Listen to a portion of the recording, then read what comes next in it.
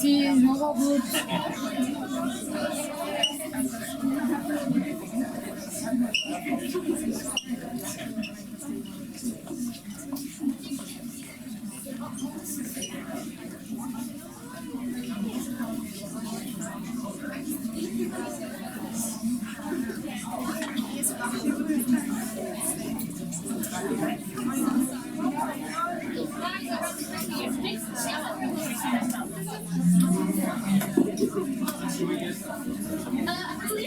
Someone's bringing it together the cake.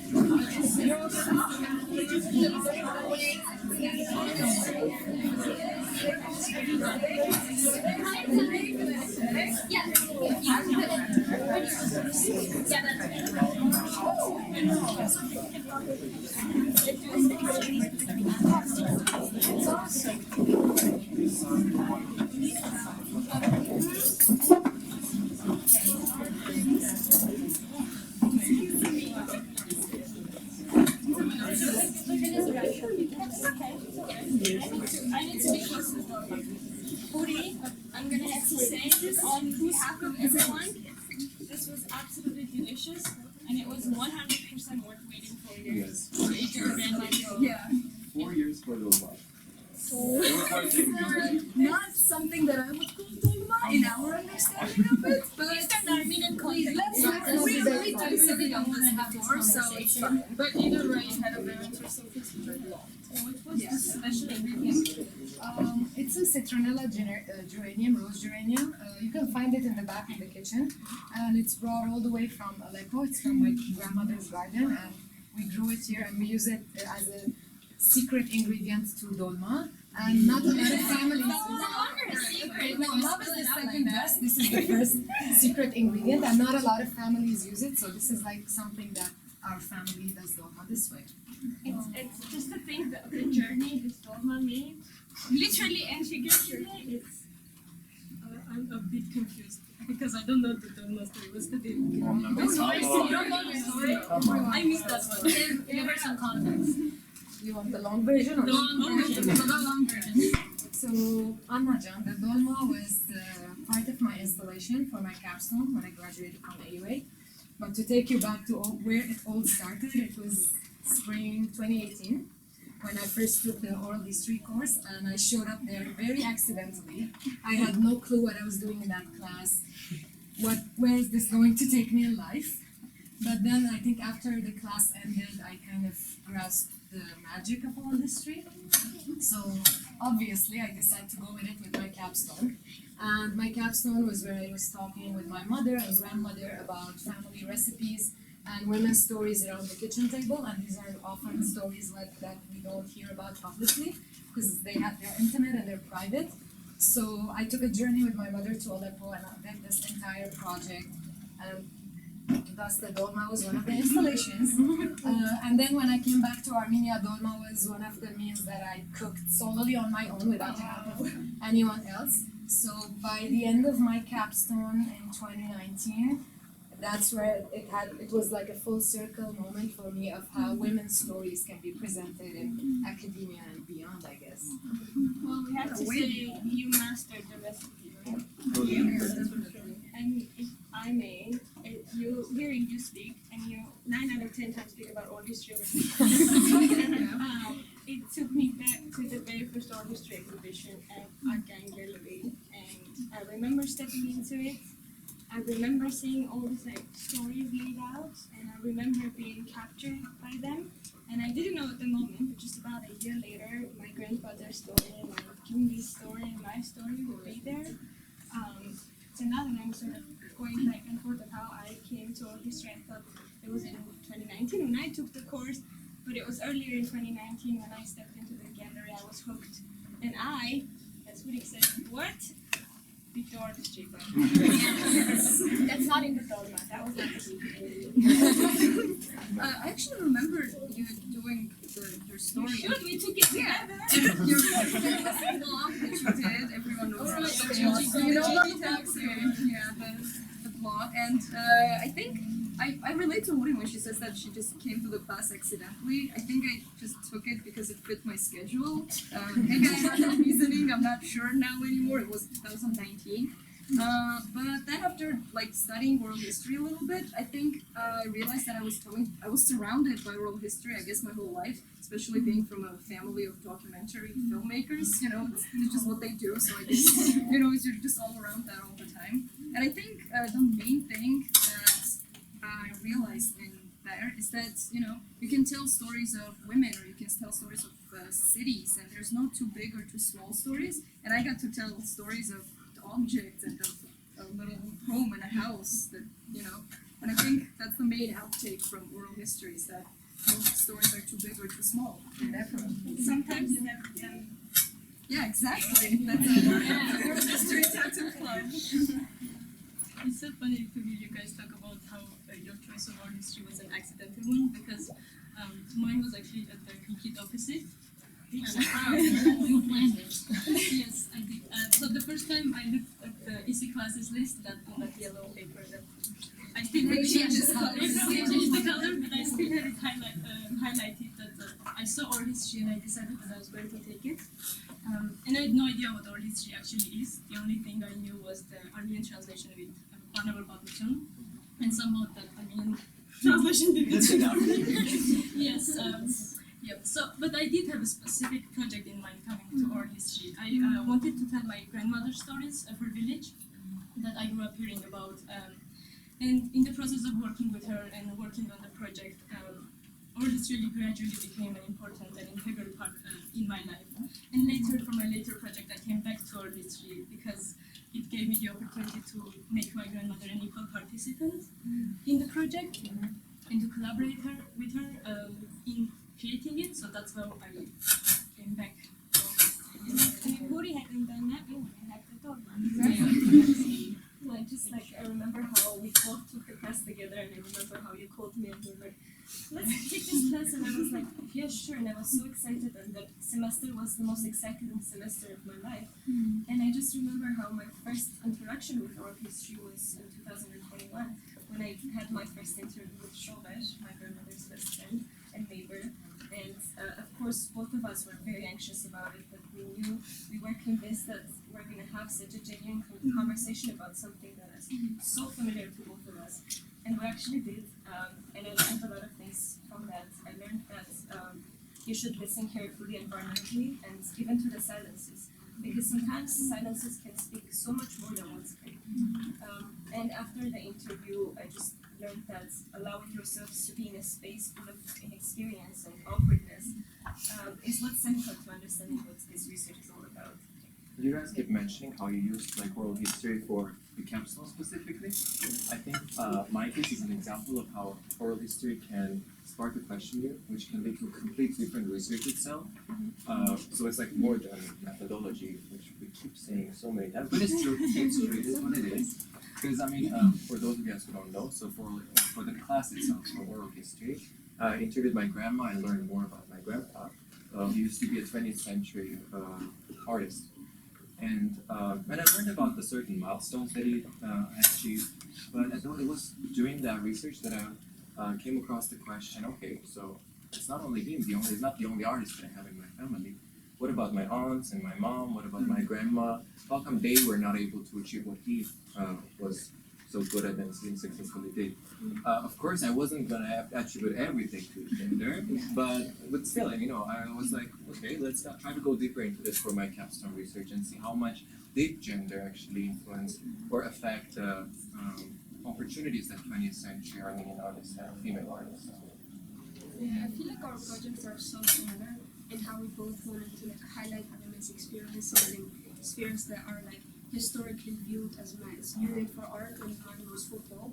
But like I didn't want to look at numbers or statistics, and instead just wanted to focus on these women and talk to them. And I feel like, you know, art history gave me all of those tools, and I got to talk to these women, I got to know them on a personal level, and I got to actually see how football influenced their lives, and not just on a football pitch because some of them are footballers, but on a personal level as well, like at home as fans, how their personal lives were affected and influenced by football. It was really nice to see that. that I really love how you did a project on women and football because I was a football fan myself, not practicing now, but I also played football back when I was younger. And your project is so timely because we just finished the FIFA Women's World Cup where the winners were my colonizers from But anyway, I was for them what they did after the game with the homie too. oh my gosh! Yeah, and actually, I was listening to you all talking about how you came to oral history class, but I'm actually the only person here who didn't go to the class. No, well, but I was surrounded by it. I think, but when I was conscious of it was in my writing for media class in my third year. And I had several classmates who were taking oral history at the same time. And our professor was a journalist, so she was always asking them about the method, the process of how they were doing their projects. And she also inspired us to go talk to your relatives because the students were talking to their relatives mostly. And she said they have interesting stories to tell. And for me, as someone who lived away from the Philippines, but I've always been curious to hear about what my grandparents' stories were, I was like, okay, I should do that because I always felt awkward to do so. And when I went back home, I did just that. But I didn't have any projects with it yet. And even when I was taking the graphic novel class here, and Vanna was one of them and another student, and they were both, she and the other student were doing oral history as well. And they were using the graphic novel medium to tell their oral history stories. And when we were in the cafe with our graphic novel class, they were showing their work. I was like, wow, this is amazing because they did projects on Syria and the idea of home. And also I couldn't relate to the topic of Syria. I could relate to the idea of coming home or losing home. And I felt this is so moving. And I thought maybe I can use the graphic novel medium and oral history to tell stories also that would reach people. And that's the start. Yeah. Aww. Thank you so much. Well, actually, thank you to everyone at this table for sharing all of your stories. You know, I've always loved storytelling, whether it was hearing about what I did as a kid from my parents when I myself was too young to remember, or hearing what my parents did when they were young and naive, like us, for example, or hearing about my family's history and learning about my ancestors. I never realized that oral history was basically learning and listening to people's stories, being invested in what they have to say and what they did in the past, and showing that kind of interest. But I just kept calling it storytelling.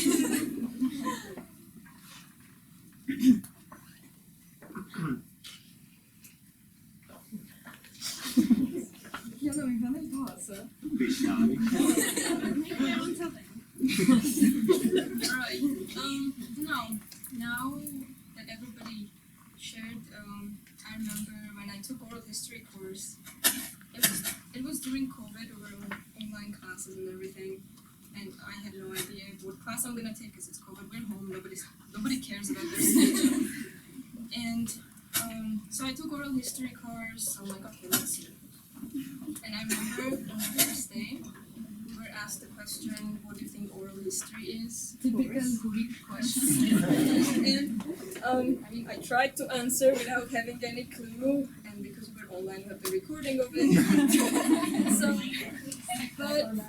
but now I feel like I have more understanding of it because it's been a few years since I started to be a part of oral history, and now I think oral history made me see people as stories. Because I don't know, it's just a feeling. I don't know how to describe it. Like when you see somebody, you see a story, or yeah, definitely. I think I know exactly what you mean when you say, seeing people as stories, because I relate to that, and that's what I do too. You meet someone, and then you're like, okay, yeah, you're a person, but what is your story? What is behind all of this? And I think with oral history, you even go one level deeper. You don't just see people as stories, but also, things and cities and, just everything, traditions, everything. And I think for me, it was also the interconnectedness of stories, how every single story is actually a part of a bigger story. And while all of these stories have characters and places that have their own stories, and in a way it becomes this with Russian, this matryoshka of stories. It's just more stories and more stories, you know. A Russian doll of stories, you know.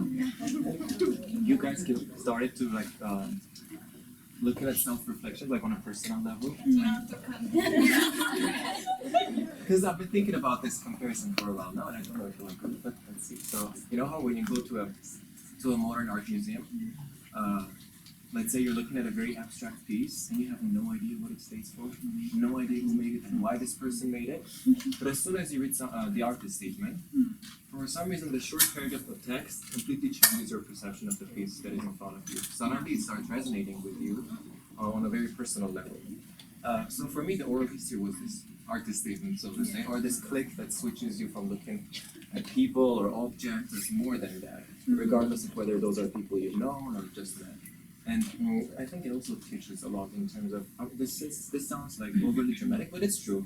So it teaches being more forgiving as well as accepting. Because we all have the experience of having to interview a person who might say something you don't necessarily agree with, completely controversial, against your own morality or whatever, but at the end of the day, that's where professionalism comes in, you know? You have to keep it professional, and that's the hard part of it as well. So you have to accept the way they are, no matter how much it can go against your identity itself. And it is a valuable lesson that we learn with oral history.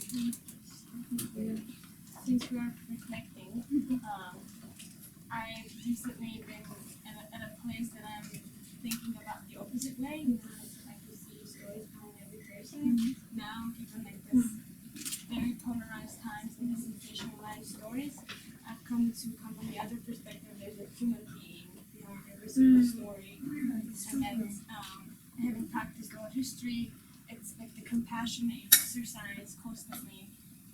And for me, there's this, and I think for all of us, there's this edit that I'm speaking on behalf. There's this edit layer of ethics, of the strong, that strong sense of ethics required here, and what am I asking, and what do I want to get, and how I'm treating that particular person, and what am I going to do with that information at the end of the day. And that for me goes like to the core of oral history, and a compassionate ethics is something I try to practice. Granted, I don't do it all the time, I'm trying, but that for me is very, very important and touches me. I was also, just doing a little mental gymnastics, looking around and seeing like how many different generations of oral history students. It's true. It can't be more than 98. 1, 2, 6. No, it's It's more than 6. That's 6 and just to think that it's like 6 generations, people who have nothing in common other than like the taking oral history, and not since we've taken it, we've developed more things in common. First, the list of the things that Rick says a lot. And I think it speaks of the power of it, of bringing all these different people together, creating this. What's the right word? Mutual admiration. Thank you. Official name, trademark. And I understood that when I did oral history in my last semester. That's the only time I did it, and I interviewed 7 people for my project. For the first time. Everyone of you was like, "Why are you doing this?" I saw the whole thing. It was interesting. Yes, we like transcribe. The transcription. Like, Burik was telling me 1 hour of transcription equals 8 hours. 1 hour of interview equals 8 hours of transcription. No one ever believes that. And the fact that you didn't take oral history, you never knew what you were signing up for. But I picked 7 because my project is about the Armenian diasporas, young Armenian diasporas who moved to Armenia, and I wanted to know what their challenges are when they move here, and I wanted to get a diverse set of people, and later on we can see which countries I did with them. But I started out on that because I would listen to friends from AUA or outside AUA who were diasporas themselves and hearing about their challenges. And when I saw that oral history was people were using oral history to like really ask deeper questions or really to understand the person, to go put on their shoes. And like Arthur and Gayana were talking about forgiveness, acceptance, and compassion, and I thought this also was an exercise in empathy for me. And hearing about their challenges also like, opened my eyes to a lot of things. And even though I chose them because I can relate to them, I'm a diasporan myself, but still, since they're Armenian, there's this cultural barrier, language, historical barrier, and sometimes I would, while interviewing them or writing down, reflecting, I would think, oh, I wish I were Armenian so I could belong and relate to them. Follow Sebak t-shirts and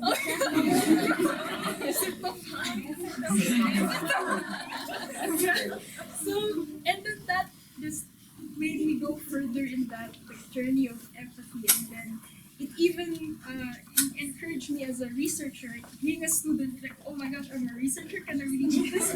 But I saw that, hey, this is not just comics, but it's actually writing these people's stories so that people from here, people from outside can understand what they're going through, and hopefully it can make a change as well, like connecting people together. And it didn't just impact me with this whole oral history project in like doing this whole Armenian diaspora thing, but also in my relationship to my little brother, whose name is coincidentally Armenian, Jivan, and he's struggled with speaking Filipino because he grew up outside, and the biggest challenge that my interviews faced was the language as well. And so hearing from their stories, I would be more patient with my brother. Whenever he'd ask, what's this word? I won't like make him guess for a long time, but okay, this is the meaning of this word, and I'm trying to teach him the pronunciation as well. And I'm glad that oral history didn't just show me that it can bridge cultures, but it can also bridge generations together. you know, Samantha, from one diaspora to another. In terms of family, oral history has led me to look into my family's past. And what I mean by that is like actually get to know the people. I've known basically my entire life on a much deeper level. I started seeing things from like different perspectives, like their perspectives. It led me to find and recover memories we once either lost or lost, and instead treasure these memories, these experiences. And it helped me to like strengthen my bonds with loved ones, even those in spirit. When you just said bonds, I was like, that's it. That's my word. Because I feel like through my project, I got to strengthen my bond with football. But I also created so many nuances between my narrators because most of them don't know each other, but they're connected through my film, through my project. And I feel like when they walk on the street, like they see each other, and they're like, oh, you know, we're involved in the same project, and their personal lives are so different from each other, their stories, but their football experiences, their football stories are so similar, and it brought them all together, and me looking at those stories and connecting them together made me grow so much, not only as a researcher, but as a person as well. I also thought of research when I did like oral history and how it sort of led me to a very different level of understanding what research actually is. Just like you guys said, I started seeing stories everywhere, but for me, more importantly, I started sort of understanding the importance and significance of telling those stories in terms of social justice research, democracy research, and I started to also be more self-reflective to understand that I'm not separate from my project. For me, it was a big discovery. Yes. Yeah, I'm a part of it just as much as my participants are. It also helped me to sort of understand a very important thing for me that I still sort of keep reflecting on, that the process of doing this research is as important and maybe even more important than the product that we get at the end.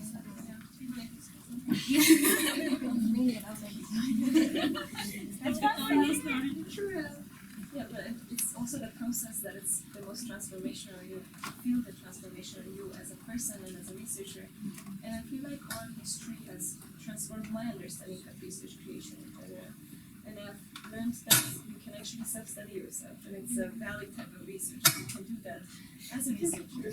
You can become the subject and the object of your research. and it just has led me to understand that how much we can learn ourselves and our research participants and give them a space to learn themselves. My mom and my grandma's best friend Shomer literally had the chance and had the space to learn themselves better. And I think what I understood about this kind of research is the remembering part. Working with memory and doing this kind of extensive memory work, it has made me understand that sometimes what we remember, we're not able to articulate. And sometimes we think we're going to remember this particular thing for forever, but then we forget, and it's the most heartbreaking part of this research. In your act of remembering, when you said like remembering, I remembered. My memory took me back to high school, and specifically the history class, where you had to remember all these names and dates without We've all been there. without knowing any context to who this person is, or why am I remembering the name of this specific battle with any other context to it, and you just have to memorize all these things. And later on, after going through the journey of oral history, that perspective was introduced to me, that what history is and what it has the potential to be. And like all of you said, we work with stories, so we take them from the personal to the collective. And if it's of utmost important that when we take them to the public, we do that with consent, because it's not everybody's stories that can be out there publicly without having their written or oral consent. So yeah, I guess for me, what oral history has done, apart from everything else that you said, is that it showed me how we can write down history and write and record history. Especially, it gives voice to those communities that are marginalized, that are not included in our history books in school. It democratizes the process of writing history, and at the end of the day, it's oral history that made me fall back in love with history. But you're very right there, because there is a different understanding to it, as you said. And now that I look back, when I did my oral history project with my piano teacher, I remember me for the first time in the field. Good. We're saying like the battle. Good that I had my friend Hanum there with me. And so I remember, you go, you sit there, okay, now I have to interview somebody who I know, but also I don't know. And then it goes like, you practice the empathy, you practice understanding, and, sometimes again, but something is not, you not agree with that, you have to still listen for that, right? And now that I reflect to it, since we're all written, I can clearly say that when you're doing an oral history project as a research, which is pretty hard, you have to understand what you're looking for in that project, in that research creation itself, and also be a part of the project and be a part of it to have the Say it again. You have to be a part of it, and also a part of it. And a postcard Make it happen. But no pressure. Anyway, as I was saying, so again, you have the distance, but also create a project for you. And for another note, as I can say that oral history also made me very happy to be around this table with you guys and share fruitful stories. Yeah. So thank you. I know everyone is very full, but I'm eyeing my cake. Finally cut it. Yes, please. Eat two? Oh my god. This one is my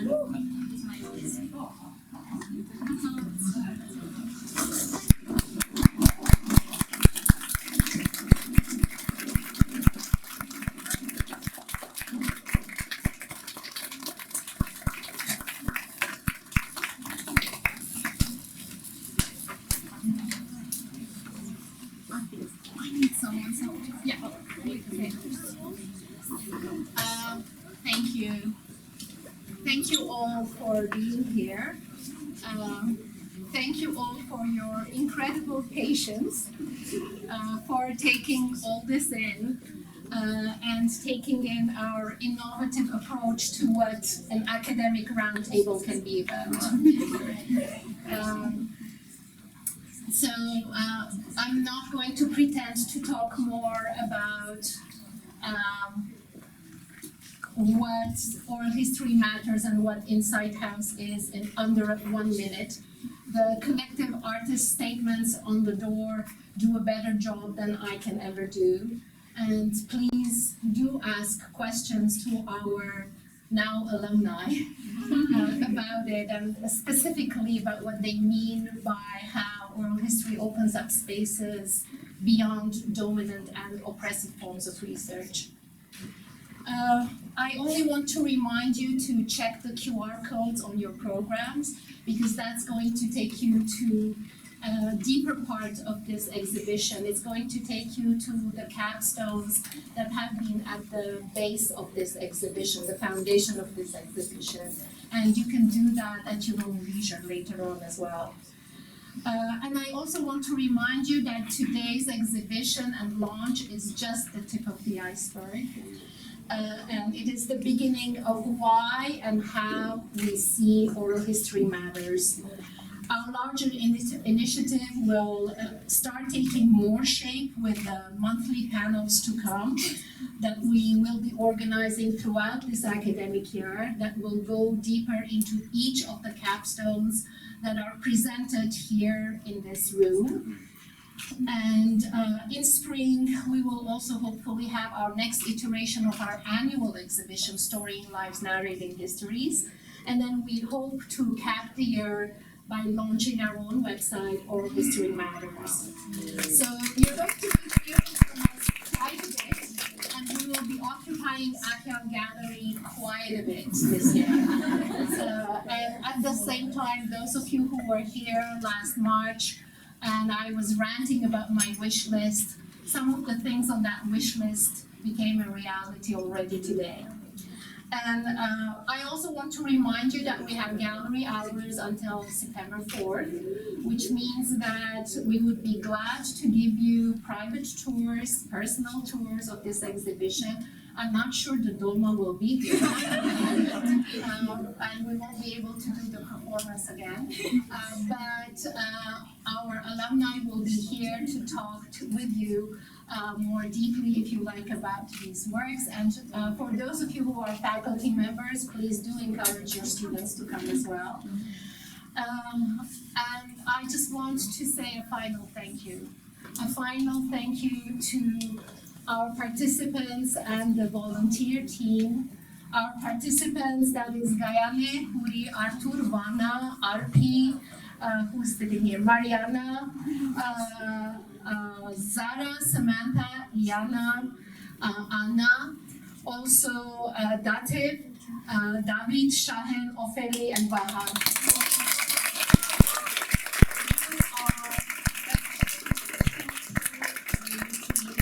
You all rock, and you all make oral history matter again and again and again and again. Thank you all. Enjoy this day. Enjoy the stories. There's one person who was left out of the thank yous, and I will give you 3 kisses. It is the most amazing, I can't find the words. I'm speaking on behalf of I'm speaking on behalf of everyone at the table and beyond in saying that Dr. Hurigatarian, it's not the oral history that transformed our lives, it is her introducing us to the discipline, making us fall deeply, madly, utterly, completely in love with the discipline. Just for you to have an understanding, we came to this place throughout the whole summer, every single Tuesday and Thursday, and for 3 hours, and we rehearsed and we put it together, and it wasn't for the passion of and the what I'm looking for, love and care that she's put in teaching us. This wouldn't be possible. So she's put her time into it. She's put the classes started today, and our exhibition was today. And everyone who is a teacher here understands the pressure of it. Add a whole exhibition to it, and you'll know what she's done for us and for all of you. We're eternally grateful to you. We want oral history matters to us because you matter to us, and we truly hope that we can carry this on, and hopefully people who are here are a part of it can carry it on. And if every one of you or most of you go home and discover something, a history of an object or a connection with something or a food recipe that you've had, and just sort of explore that, then we'll consider this a successful event. But just again, I want all of you to join us in thanking Dr. Huriga Perez.